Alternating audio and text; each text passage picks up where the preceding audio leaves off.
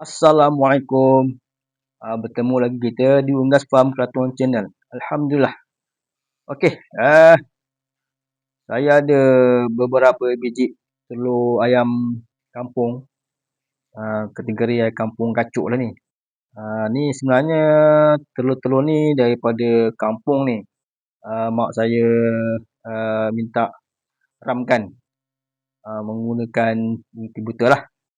Lagipun dah lama tak guna inkubator ni. Agak lama jugalah. Jadi saya dah hidupkan dia.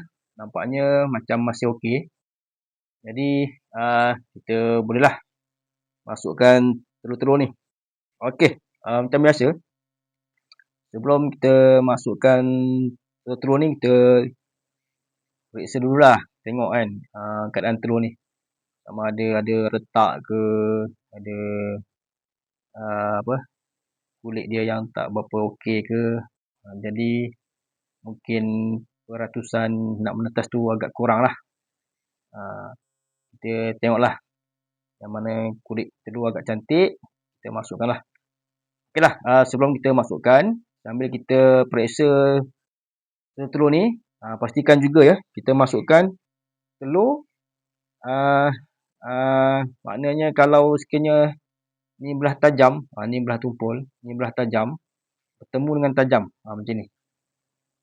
Kalau belah tumpul, bertemu dengan belah tumpul macam ni. Barulah telur ni kalau berpusing ataupun bergolek, dia tak akan orang kata tak akan berterabur lah.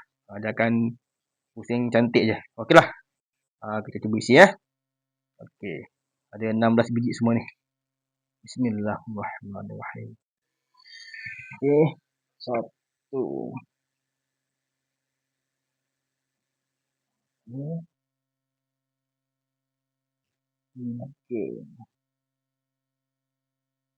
4.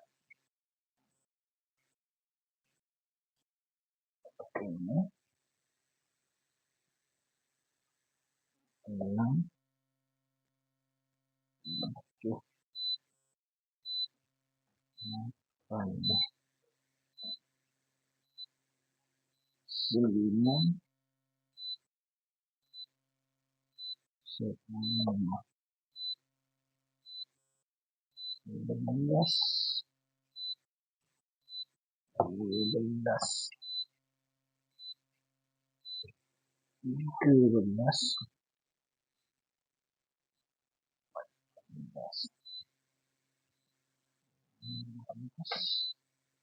16. Okey, alhamdulillah. Dia berbunyi sebab dia punya suhu kepanasan dia kurang lah. Pasal kita dah buka, jadi wap dia keluar, dia akan berbunyi.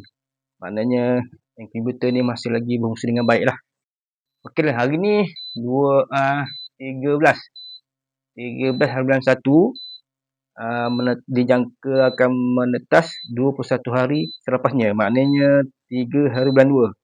InsyaAllah 3 hari bulan 2 nanti ada rezeki, insyaAllah lah menetas. Nanti kita tengok berapa ekor yang menetas.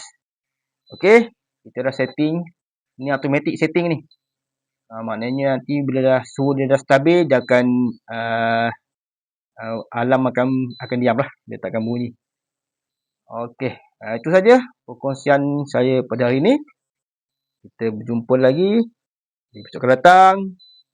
Assalamualaikum. Terbaik.